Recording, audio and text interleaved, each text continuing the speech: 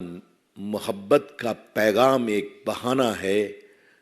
नरेंद्र मोदी की अगुवाई में भारत के विकास के खिलाफ दुनिया में नफरत का बाजार फैलाना आपकी प्राथमिकता।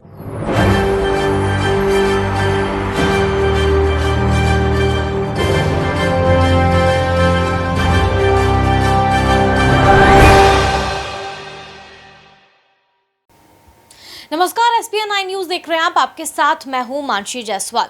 राहुल गांधी 3 दिन के अमेरिका दौरे पर हैं, जहां पर प्रधानमंत्री नरेंद्र मोदी पर वो जमकर निशाना साध रहे हैं। देश की लोकतांत्रिक व्यवस्था को लेकर के उन्होंने प्रधानमंत्री नरेंद्र मोदी को आड़े हाथों लिया है और इस बार तो उन्होंने अडानी का मुद्दा भी उठाया है। अमेरिका में जनता को संबोधित करते हुए अपने लेक्चर के दौरान राहुल गांधी ने क्या कुछ कहा, आपको बता देते हैं। राहुल गांधी ने कहा कि मुझे लगता है कि मेरे आईफोन की टैपिंग की जा रही है। आपको एक राष्ट्र और एक व्यक्ति के रूप में भी डेटा की सुरक्षा पर उचित नियमों की जरूरत है। उन्होंने कहा कि अगर कोई देश चाहता है कि आपका फोन टैप करे तो उसे कोई नहीं रोक सकता। यानी कि बड़ा आरोप यहां पर राहुल गांधी ने प्रधानमंत्री नरेंद्र मोदी और भारतीय जनता पार्टी पर लगाया है। उन्होंने साफ तौर पर कहा कि उनके आईफोन की टैपिंग हो रही है।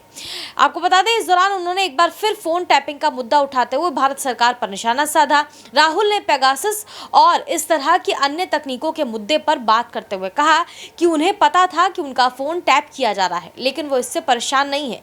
इतना ही नहीं, राहुल अपना फोन निकाला और मजाक में कहा, हेलो मिस्टर मोदी। राहुल गांधी ने कहा कि मुझे लगता है कि मेरे आईफोन की टैपिंग की जा रही है।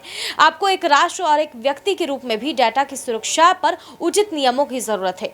राहुल ने सनीवेल में Plug and Play Tech Center में आर्टिफिशियल इंटेलिजेंस के उद्यमियों से बातचीत करने पहुंचे थे। इस दौरान उनके साथ इंडियन ओवरसीज कांग्रेस के प्रमुख सैम पित्रोदा भी मौजूद थे।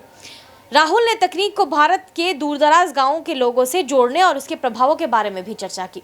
तो सीधे तौर पर उन्होंने ये बड़ा आरोप लगाया कि आईफोन की उनके टैपिंग की जा रही है। यानी कि बड़ा आरोप यहाँ पर प्रधानमंत्री नरेंद्र मोदी पर वो लगाते हुए नजर आए। अब इस पूरे मसले पर भारतीय जनता पार्टी की तरफ से क्या प्रतिक्रिया सामने आती है, ये देखने वाली बात होगी।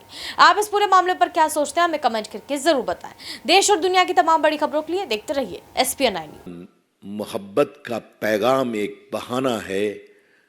नरेंद्र मोदी की अगुवाई में भारत के विकास के खिलाफ दुनिया में नफरत का बाजार फैलाना आपकी प्राथमिकता है। राहुल गांधी जी, आज आपके सारे नफरत के बाजार के झूठ को जीडीपी की दरों ने अपने आप में रिजेक्ट किया है। कई बार मोदी जी के बारे में कुछ भी होता है तो आपका खुला मन नहीं रहता है। इसको एक बार पढ़ेंगे तो एक बार भारत के विकास के बारे में नफरत के बाजार फैलाना बंद करिए। झूठ बोल रहे हैं राहुल गांधी। उनके टेलीफोन की डेटा की बात है। आपको मालूम मामला सुप्रीम कोर्ट गया था ना, और सुप्रीम कोर्ट ने कहा था कि जिन लोगों को ऐसा लगता है कि उनके फोन का डेटा हैक हो रहा है वो अपना फोन जमा कर दें एक्सपर्ट कमेटी के सामने। राहुल गांधी ने कभी हिम्मत की क्या?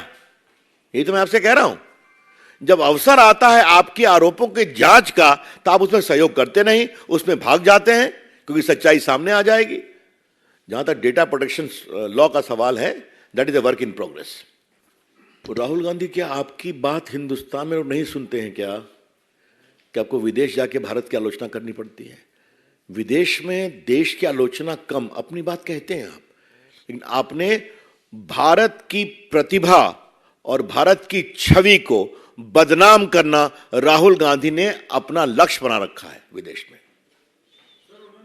एक मिनट, तो ये कोई नई बात तो है नहीं। जो लंदन में कहा, जो जर्मनी में कहा, जो सिंगापुर में कहा, वही अमेरिका में कह रहा है। तो देश न सुनता है न सुनेगा। लेकिन इस बात की बहुत पीड़ा है कि जिस तरीके से उन्होंने संसद के बारे में कहा, क्या कहा था? आज भारत के संसद की वास्तुकला को दुनिया अप्रिशिएट कर रही, नई संसद को। उन्होंने क्या कहा था? It is a monument of arrogance. याद है ना आपको? इस पर क्या वो नफरत है। मैंने फिर कहा था, राहुल गांधी ये सब क्यों करते हैं?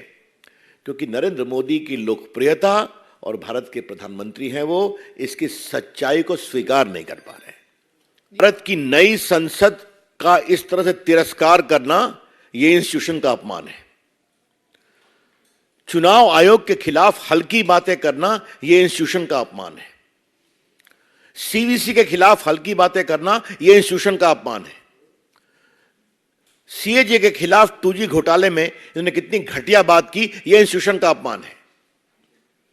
और सुप्रीम कोर्ट के निर्णय पर दबाव में लाने की बात करना यह भी इंस्टीट्यूशन का अपमान है। बाद में जब सुप्रीम कोर्ट में कंटेम्प्ट हुआ तो माफी मांग के आप बाहर आए। यह है कांग्रेस पार्टी राहुल गांधी के इंस्टीट्यूशन का सम्मान जो लोकतंत्र के लिए जरूरी है। मीडिया के बारे में वो क्या कहते हैं आप उनके प्रेस में देख चुके हैं, मुझे बताने की जरूरत नहीं है। एक मिनट। और जहां तक हमारे नेता प्रधानमंत्री जी का सवाल है, तीन मूर्ति म्यूजियम सिर्फ नेहरू जी के लिए रिजर्व था। आज जाइए, भारत के सारे प्रधानमंत्रियों की वहां पर तस्वीर लगी है, उनकी उपलब्धियां बताई गई हैं। चरण सिंह हो, देवेगौड़ा हो, नरसिंहा राव हो, I.K. गुजराल हो, गुलजारी नंदा हो, शास्त्री जी हो या नेहरू जी, इंदिरा गांधी हो, वाजपेयी जी हो, वहां अभी तक मोदी जी की नहीं है। तो ये हमारे संस्थानों का सम्मान की बात है जो मोदी जी करते हैं। और लास्टली, राष्ट्रपति के अभिभाषण पर 2 घंटा राज्यसभा में मोदी जी को बोलने नहीं दिया गया कांग्रेस के लोगों के द्वारा, आपको याद होगा ना। तो ये करते हैं वो संस्थाओं का सम्मान, और बाहर जाके विलाप करते हैं। वो अपने दिनों की याद कर रहे हैं, अपनी दादी जी, अपने पिताजी। कांग्रेस ने किस तरह से कैप्चर कर रखा था। बीजेपी की सरकार मोदी जी की अगुवाई में लोकतंत्र का कितना सम्मान करती है हम सभी जानते हैं। जल्दी 25 जून आने वाली है। देखो मित्र, समस्या दूसरी है। अगर राहुल गांधी को राष्ट्रीय स्तर पर वोट नहीं मिलता, आगे भी नहीं मिलेगा, तो अनिल जी हम लोग क्या करें। दर्द वहां है, इस दर्द का हमारे पास कोई जवाब नहीं है। जो पूर्व में आरबीआई के गवर्नर थे, उनके साथ वो बातचीत कर रहे हैं कि भारत का एक्सपोर्ट स्लो हो रहा है। फाइनेंशियल ईयर 22-23 में India recorded the highest ever $770 billion export, $770 billion आज तक का हाईएस्ट। एक्सपर्ट ने क्या कहा कि भारत का एक्सपोर्ट कम हो रहा है। दूसरी बात, राहुल गांधी और आरबीआई के पूर्व गवर्नर की बातचीत में क्या आई कि भारत का इन्फ्लेशन बढ़ रहा है। इस पर मैंने पहले चर्चा की थी। भारत की इन्फ्लेशन जो है, मुद्रास्फीति, ये 4.7%, lowest in any large economy, और यूपीए से तो हाफ है।